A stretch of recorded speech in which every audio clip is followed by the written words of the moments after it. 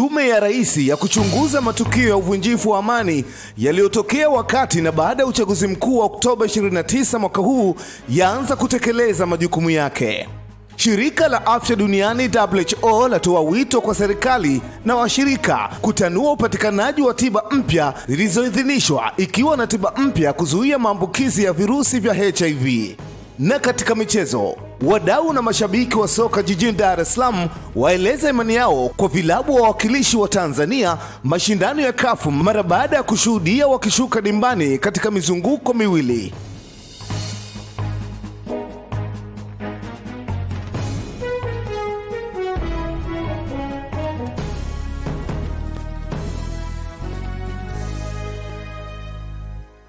Hujambo na karibu mtazamaji wa Channel 10 popote pale ulipo. Hii ni taarifa ya habari.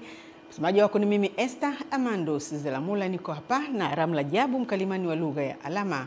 Karibu. Tume ya Rais ya kuchunguza matukio ya uvunjifu wa amani yaliyotokea wakati na baada ya uchaguzi mkuu Oktoba 29 mwaka huu na kusababisha vifo, majeruhi pamoja na uharibifu wa mali imeanza kutekeleza majukumu yake, huku ikiahidi kuanza kuwasikiliza waathirika wa matukio, ikiwa ni miongoni mwa wadau muhimu watakaozungumza nao wakati wa kutafuta taarifa sahihi zitakazosaidia kupatikana kwa suluhu ya tatizo hilo. Ifuatayo ni taarifa kamili. Akizungumza na wahariri pamoja na waandishi kutoka vyombo mbalimbali vya habari jijini Dar es Salaam, mwenyekiti wa tume hiyo, Jaji Mkuu Mstaafu Mohamed Chande Othman, amesema kazi kubwa ya tume hiyo ni kuponya majeraha ya walioathirika na vurugu hizo, na kwamba watafanya kazi hiyo kwa kuzingatia matakwa ya wananchi, ikiwemo uchunguzi uliokamilika, uwazi na ushahidi. Tumoja katika tume hizi nafanya ni kuponya, therapeutic, ni kuponya, kuanza kuponya. Kwa hiyo waathirika ni wadau wetu muhimu ili kujua nini kimetokea, watuhumiwa walioshiriki pia tujue, na kwa sababu sisi hatuna mamlaka ya kijinai, hatuna mamlaka ya kijinai, hatumshtaki mtu sisi. Jaji Mkuu Mstaafu Chande amezitaja hadidu za rejea 6 zitakazoiongoza tume hiyo kuwa ni kuchunguza na kubaini chanzo cha ghasia hizo, kuchunguza lengo kuu lililokusudiwa na wahusika katika kupanga na kutekeleza vitendo hivyo, kuchunguza na kubaini madhara yaliyojitokeza kutokana na ghasia hizo, ikiwemo vifo, majeruhi, uharibifu wa mali na miundombinu, pamoja na madhara ya kiuchumi na kijamii. Ni kuchunguza mazingira na hatua mbalimbali zilizochukuliwa na serikali na vyombo vyake na mtu yoyote mwingine au taasisi nyingine katika kubaini na kukabiliana na yaliyotokea. Mazingira na hatua zilizochukuliwa. Ameomba Watanzania kutoa ushirikiano kwa tume hiyo ili iweze kupata taarifa sahihi zitakazotumika kuijenga nchi, na kwamba njia mbalimbali zitatumika kukusanya taarifa, ikiwemo za uwazi na siri pale zitakapobidi, kwa lengo la kulinda usalama wa wadau. Sema awali, sheria ya tume inaipa mamlaka tume kumwita au kumwalika mtu yoyote, na tutawaalika kwa ajili ya mahojiano kwa lengo la kupata taarifa. Kwa hiyo tunatoa wito kwa Watanzania, kwa wadau wote, tushirikiane ili tume iweze kupata taarifa sahihi na nasisitiza ya ukweli, taarifa ya ukweli sahihi, ambayo itatuwezesha na sisi kama tume kuweza kufanikisha uchunguzi na hadidu za rejea. Kwa mujibu wa mwenyekiti wa tume hiyo, imeanza rasmi kufanya kazi yake Novemba 20 mwaka huu, mara tu baada ya kutangazwa kwenye gazeti la serikali na kwamba itafanya kazi hiyo kwa muda wa siku 90. Nikiripoti kutoka Dar es Salaam, mimi ni Faraja Kihongole wa Channel 10. Faraja Kihongole kwa taarifa hiyo. Serikali ya Tanzania imethibitisha kujitolea kwake katika kudumisha juhudi za kitaifa za kudhibiti virusi vya ukimwi yani VVU na ukimwi, ikihakikisha upatikanaji wa dawa za ARV kwa 100% katika vituo vyote vya afya licha ya kupungua kwa msaada wa kifedha kutoka kwa wahisani wa kimataifa. Ifuatayo ni taarifa kamili. Akizungumza jijini Dar es Salaam wakati wa maadhimisho ya siku ya ukimwi duniani, Waziri wa Nchi Ofisi ya Waziri Mkuu, Sera, Bunge, Uratibu na Ulemavu, William Lukuvi, amesema serikali imejitahidi kuimarisha sekta ya afya kulingana na Dira ya Taifa ya 2050 na Irani ya uchaguzi ya CCM ya 2025. Amebainisha maendeleo yaliyopatikana katika mwaka uliopita. Amesema watu wanaojua hali zao za VVU iliongezeka kutoka 91% hadi 92%, kiwango cha matumizi ya matibabu kikiongezeka kutoka 98 hadi 98.5, na kiwango cha kukandamiza virusi kiliongezeka kutoka 97 hadi 98.1. Kwa misaada yote iliyokuwa inatolewa kutoka nje. Lakini Mheshimiwa Rais kwa maono yake na jitihada zake, serikali hii ya Jamhuri ya Muungano wa Tanzania imejaza hilo pengo kwa fedha za ndani, na tumeanzisha na mfuko maalum ambao umetungiwa sheria na Bunge. Serikali kupitia vyanzo vyake vya ndani imeweza kutoa kiasi cha shilingi za Kitanzania bilioni 100,89 katika kuhakikisha upatikanaji wa dawa, vitendanishi na usafirishaji wa sampuli za maabara. Mkurugenzi mtendaji wa TACAIDS, Dr. Sumba, amesema zaidi ya Watanzania milioni 1.5 wanaoishi na VVU wanapata matibabu kwa saa 70, na 70% ya mfuko inaenda moja kwa moja katika juhudi za kupambana na VVU. Uwekezaji huu wa ndani ni muhimu kwa uendelevu wa muda mrefu. Serikali imeimarisha mfuko wa udhamini wa ukimwi ambapo kwa mwaka wa fedha wa 2025-26 kategemea kusanya zaidi ya shilingi bilioni 277, na 70% ya fedha hizi itaenda kuimarisha mfuko wa udhamini wa ukimwi. Tunatoa wito kwa serikali kuandaa mfumo rafiki wa usajili, majaribio, miundombinu ya utoaji wa huduma na ufuatiliaji wa usalama ili teknolojia hizi ziweze kupatikana kwa usawa na kwa wakati.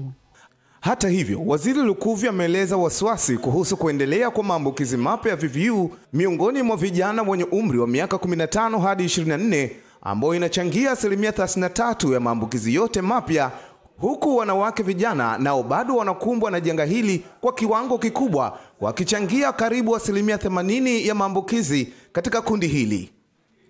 Shabani Mpute, Channel 10. Shukrani Shabani Mpute. Makamu wa pili wa Rais wa Zanzibar, Mheshimiwa Hemedi Suleiman Abdullah, amesema kwa zaidi ya miongo mitatu Zanzibar imepiga hatua kubwa na kufanikiwa kudhibiti kiwango cha maambukizi ya virusi vya ukimwi na kuwa chini ya 1%. Ameeleza hayo katika kilele cha maadhimisho ya siku ya ukimwi duniani yaliyofanyika katika ukumbi wa Sheikh Idrisa Abdul Wakil Kikwajuni, Zanzibar. Tupate taarifa zaidi.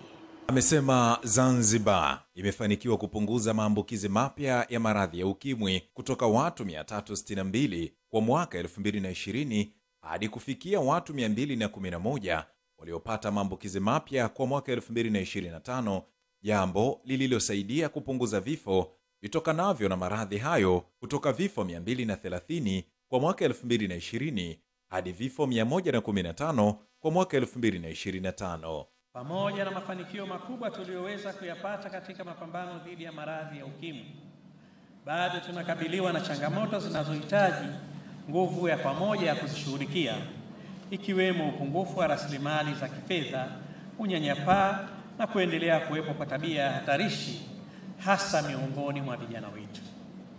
Aidha, ametoa wito kwa taasisi mbalimbali, wadau na jamii kwa ujumla kushirikiana kwa pamoja katika kuhamasisha kampeni za mabadiliko ya tabia, kuongeza ubunifu na upatikanaji wa fedha na vifaa ambavyo vitatumika kwa ufanisi. Lengo la kumaliza ukimwi Zanzibar litafanikiwa. Ni muhimu kila mmoja wetu akafahamu kuwa changamoto ya kifedha katika utekelezaji wa shughuli mbalimbali za ukimwi imetokana na sababu mbalimbali ikiwemo kuyumba kwa uchumi wa ulimwengu, kuzuka kwa maradhi mengine ya mlipuko kama vile uviko 19, kuibuka kwa machafuko katika nchi mbalimbali na kubadilika kwa vipaumbele vya nchi kubwa zinazochangia katika mapambano dhidi ya maradhi ya ukimwi. Kwa upande wake, mwenyekiti wa bodi ya tume ya ukimwi Dr. Ali Salim Ali amesema juhudi za kuzuia maambukizi ya virusi vya ukimwi kutoka kwa mama kwenda kwa mtoto zimezidi kufanikiwa kwa kuonyesha maendeleo chanya ya maambukizo yaliyo chini ya 2%,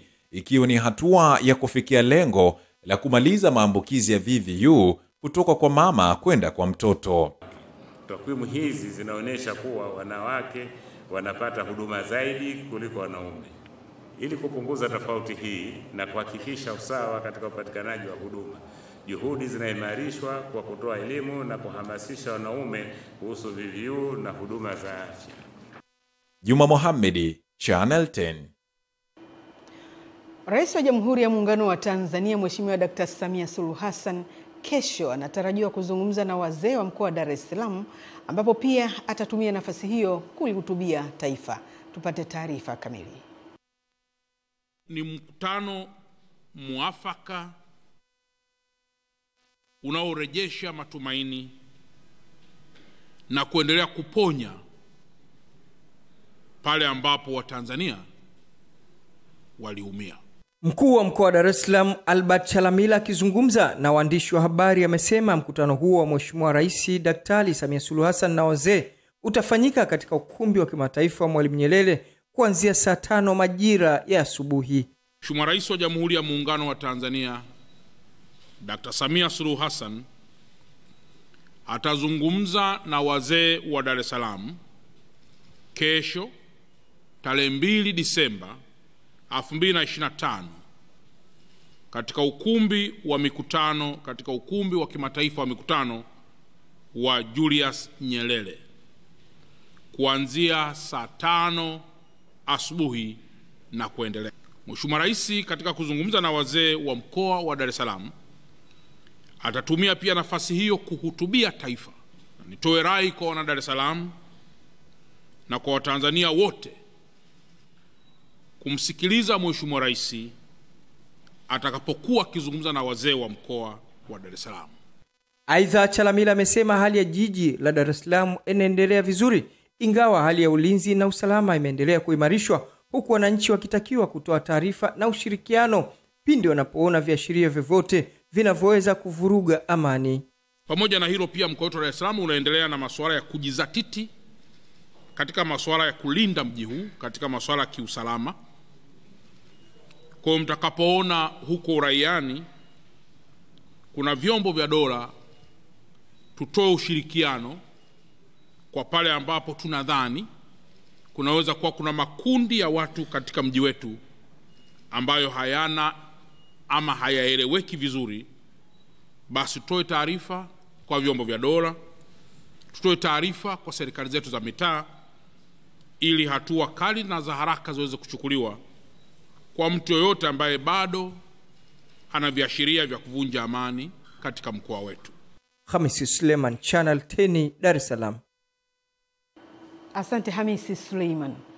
Mwenyekiti wa bodi ya chuo cha kumbukumbu ya Mwalimu Nyerere, Steven Masato Wasira, amewataka wanafunzi wa vyuo vya elimu ya juu na elimu ya kati nchini kutokubali kutumiwa vibaya na watu au mashirika yasiyo na nia njema na Tanzania.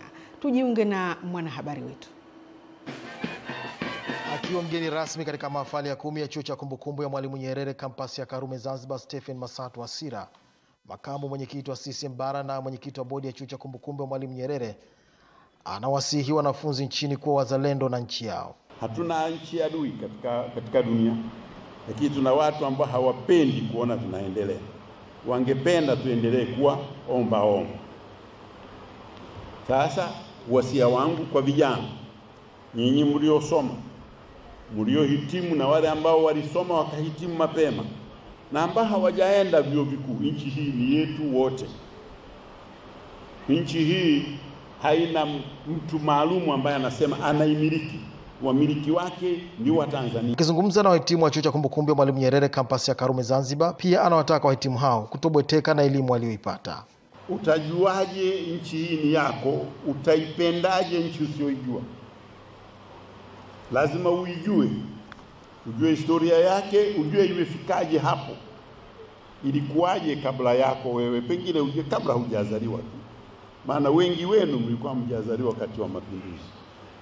Mnahitaji kujua ilikuwaje wakati. Mkuu wa chuo cha kumbukumbu ya Mwalimu Nyerere Profesa Haruna Mapesa anasema uongozi wa chuo utaendelea kusimamia misingi ya chuo iliyotoka ilipoasisiwa chuo hicho mwaka 1961 ili kuboresha mafunzo kwa njia ya tehama. Pia kimejiunga na Consortium of Tanzania University and Research Libraries COTL ili kupata vitabu na machapisho kupitia mtandao kwa ajili ya mafunzo na wahadhiri. Baadhi ya wahitimu wakielezea namna walivyojipanga na maisha baada ya masomo. Kuwasaidia wajasiriamali wadogo na kuanzisha baadhi ya vituo ambavyo wahitimu na watu wengine binafsi wanaweza wakavitumia hivyo kwa maslahi yao.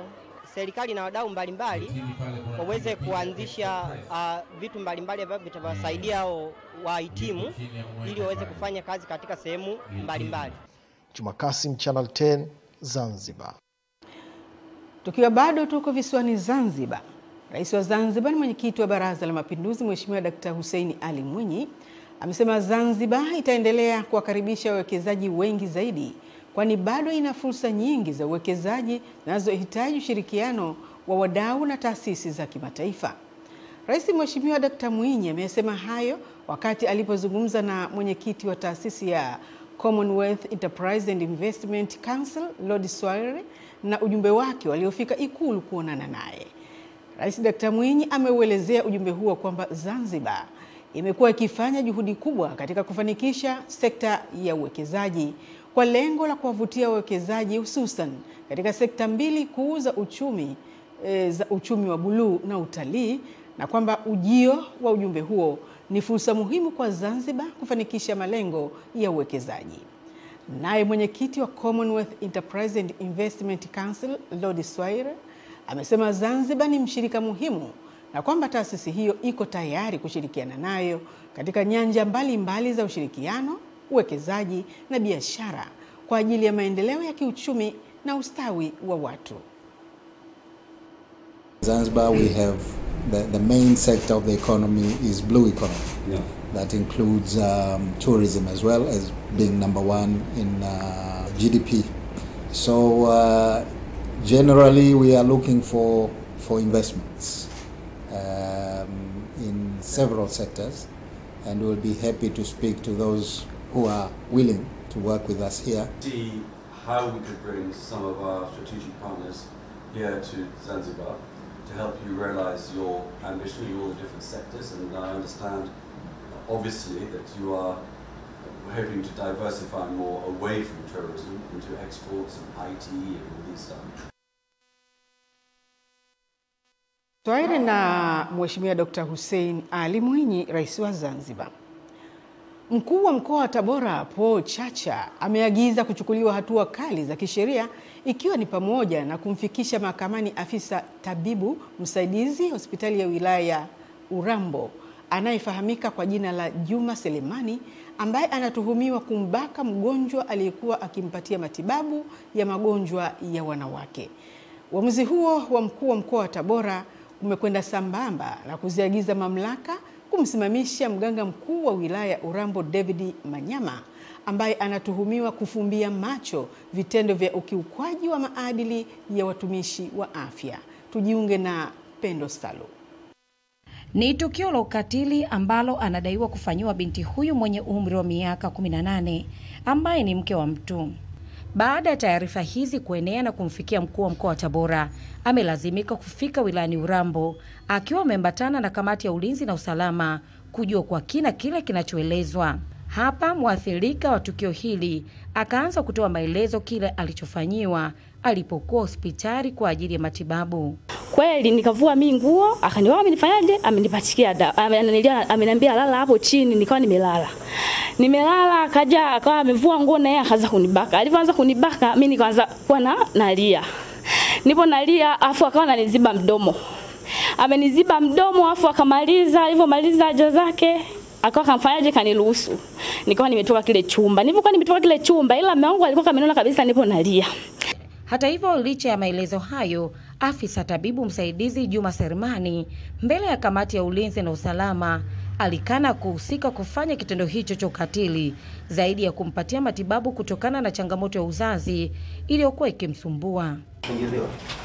Nasingiziwa ndio. Sasa huduma sijafanya nikiwa peke yangu. Hapa ndipo mkuu wa mkoa Paul Chacha baada ya kusikiliza pande zote mbili akatoa maagizo. Kwa hiyo huna haja ya kusema kwamba alinisingizia. Kuona hawa nao wamekuja wamekusingizia. Wakusingizie kesi hiyo hiyo. Huyu wakati anabaka alikuwa na daktari mmoja hiyo. Hatumtuhumu yule mama. Lakini ahojiwe. Yule ambaye alisema kwamba siwezi kumvua whatever mgonjwa si mpaka daktari wa kike awepo au muuguzi wa kike, yule ahojiwe. Kama kuna makosa na yeye aingizwe kwenye makosa. Ahojiwe seriously. Kwa sababu kama lengo ilikuwa ni kwenda kushuhudia, kwa nini aliondoka akamwacha yule mgonjwa? Kisha akamgeukia mganga mkuu wa wilaya Urambo ambaye imedaiwa alikuwa akifumbia macho vitendo vya ukiukwaji wa maadili kwa watumishi. Na wewe mmesema rasmi mmeandika barua TAMISEMI. Mmeandika barua TAMISEMI ahamishwe. Hakuna kuhamishwa. Asimame kazi kama TAMISEMI watamhamisha, wamhamisha lakini sio kwa nafasi ya mganga mkuu. Tunaelewana? Yaani iwe comment kabisa bolded kwa makosa haya aliyonayo. Mkurugenzi hapa sijui kama na mamlaka au ni rasmi. Msimamishe huyo mtu kazi. Mganga mkuu lete mganga mkuu mfawidhi hapa. Kutoka Tabora, Pendo Salu, Channel 10. Uchaguzi wa nafasi ya umea katika halmashauri ya manispaa ya jiji la Dar es Salaam umefanyika leo, ambapo katika halmashauri ya manispaa ya Kinondoni, Songoro Mnyonge ametetea nafasi yake ya umea kwa kuibuka na ushindi, huku katika halmashauri ya jiji la Dar es Salaam, Nurdin Bilal almaarufu Sheta alishinda kwa kuangusha vigogo akiwemo Omari Kumbila Moto ambaye alikuwa meya wa halmashauri ya jiji la Dar es Salaam. Rifa kwa uwezo ambao mimi nilijipima nikasema naweza kwenda kuliongoza jiji la Dar es Salaam. Niwaambie tu wana Dar es Salaam, jiji limekamatwa na kijana Nurdin Bilal Ali Juma ama mstahiki meya inshallah, na mimi tutaenda kuunga mkono juhudi zinazofanywa kwanza na serikali, lakini sisi kama wana Dar es Salaam, kwa sababu nataka nikwambie jiji hili ni kubwa na ndio jiji linaloongoza kwa mapato. Kwa kuna fursa nyingi kwa vijana, kwa wakina mama na wananchi kwa ujumla. Tunaenda kuhakikisha tunatekeleza miradi ya kimaendeleo, mashule, afya. Zilizopigwa na zilipohesabiwa zimelingana na kura zilikuwa za wazi. Lakini nitumie fursa hii kuwashukuru sana wananchi wa kata ya Kinyerezi kwa sababu ndio walianza kuniamini kwanza. Wakanichagua kuwa diwani wao. Hiyo ikanipa tiketi, fursa ya mimi kugombea nafasi ya unaibu meya. Na sasa hivi nilivyosimama hapa, nimepitishwa na chama changu kwa kura nyingi kwa madiwani walionipigia kura. Mimi sasa ninakwenda kupitishwa kwenye baraza la madiwani kuwa naibu meya wa jiji la Dar es Salaam. Kutokana na kasi ya ukuaji wa teknolojia pamoja na mabadiliko ya kiuchumi nchini, wasichana wameanza kuvunja mipaka ya kimila na kijamii kwa kujitokeza kuchangamkia fursa ambazo hapo awali zilihusishwa na wavulana pekee. Hayo yamebainika wakati wa mahafali ya wahitimu wa mafunzo ya ufundi wa magari na jenereta yaliyoendeshwa na shirika la African Initiative for Relief and Development Tanzania AIRD kwa kipindi cha miezi 6. Huyu hapa Mwajabu Hoza. Hadi sasa shirika la AIRD limetoa mafunzo ya ufundi wa magari na jenereta kwa vijana 15 ambao awali walipata mafunzo ya ufundi kutoka Chuo cha Maendeleo ya Wananchi FDC. Baada ya kumaliza chuo, nirudi mtaani, nikajifunza ujuzi takriban miaka 2, na baada ya hapo ndipo AIRD wakatoa tangazo kwa ajili ya vijana ambao wako mtaani washamaliza chuo kuja kujiongezea ujuzi. Sylvia Matthew amekuwa miongoni mwa vijana 15 waliohitimu mafunzo ya ufundi magari.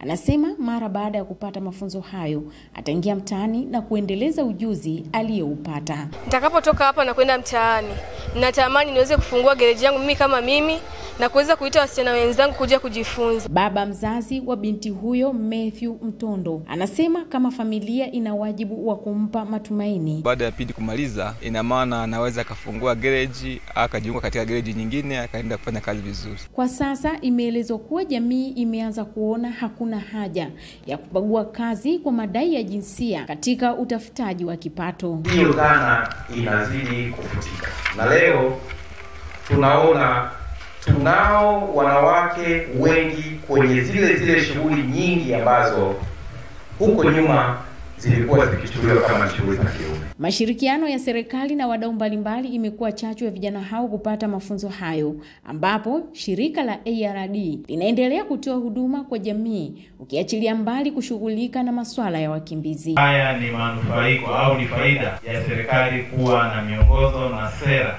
na sheria nzuri ambazo zinaruhusu ushirikiano kati ya serikali na taasisi nyingine za serikali. Zipo serikali nyingine ambazo haziruhusu hiyo private public partnership. Lakini kwa sababu sisi tuna mashirikiano mazuri, ndio maana hii leo nyie mmekuwa wanufaika. Kama tulivyokuwa na wakimbizi ambao tunahudumia kuweza kuona mazingira salama ya kuishi. Pia tuna jamii inayotuzunguka. Na hii programu ya ujuzi kwa vijana hawa ufundi ni miongoni mwa mipango ambayo ARD imekuja nayo kuweza kuona kuwa tunarudisha fadhila kwa jamii inayotuzunguka. Sio tu kwa manufaa ya vijana hawa, bali pia ni kwa jamii yao kwa ujumla. Mwajabu Hoza, Channel 10, Kigoma. Asante Mwajabu Hoza. Mbunge wa Mbeya mjini Patrick Mwalunenge ameendelea kufanya ziara katika jimbo lake na maeneo mengine kuzungumza na makundi mbalimbali ya vijana, akiwaomba kuendelea kuitunza na kuilinda tunu ya amani ya Tanzania na kuwaasa kuachana na mikumbo mibaya inayohatarisha amani.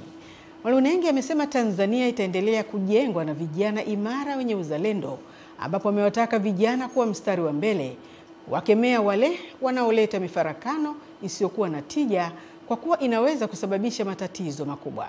Pamoja na kuasa vijana hao na wananchi, mbunge huyo ametumia nafasi hiyo kuwapa vijana pikipiki, ikiwa ni ahadi zake wakati wa kampeni, huku baadhi ya vijana wakiahidi kuwa wamoja na kuendelea na kazi zao. Enu bure, haina masharti, mmeelewa? Wala sitaki mletee mimi malengo ya kwenu. Wasafirishaji oye! Wasafirishaji oye! Hii haina malengo kwangu, si niletee malengo wala.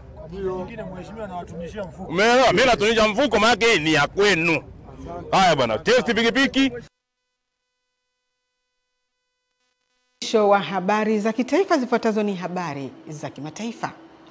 Shirika la Afya Duniani WHO linatoa wito kwa serikali na washirika kutanua upatikanaji wa tiba mpya zilizoidhinishwa, ikiwa ni pamoja na tiba mpya ya kuzuia maambukizi ya virusi vya ukimwi. Mkurugenzi mkuu wa WHO Tedros Adhanom Ghebreyesus amesema wanakabiliwa na changamoto kubwa kutokana na kupunguzwa kwa ufadhili wa kimataifa pamoja na kukwama kwa juhudi za kuzuia maambukizi mapya ya virusi vya ukimwi. Wakati huo huo, amesema kuna fursa kubwa muhimu na tiba mpya zenye uwezo wa kubadili mwelekeo wa janga la virusi vya ukimwi. Ghebreyesus amesema kwamba kupanua ufikiaji wa tiba kwa watu wanaokabiliwa na hatari zaidi ya maambukizi ya VVU kote duniani lazima liwe swala la kipaumbele kwa serikali zote na washirika.